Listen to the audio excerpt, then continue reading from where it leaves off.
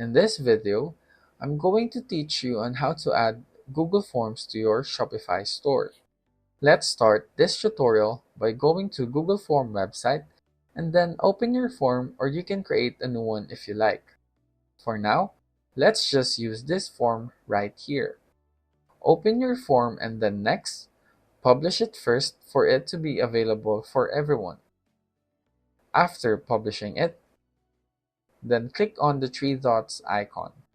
Select Embed HTML. Next, select Copy button to copy it on your clipboard. Now, let's go to the Shopify website.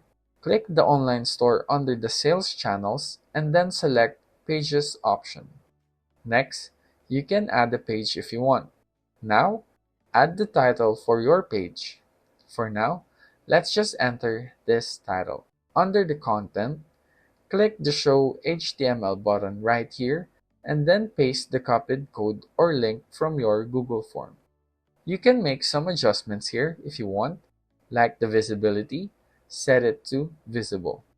After finalizing it, then click the Save button above. Now, you can check it by clicking the View page to preview it. And that's basically how you can add a Google form to your Shopify store.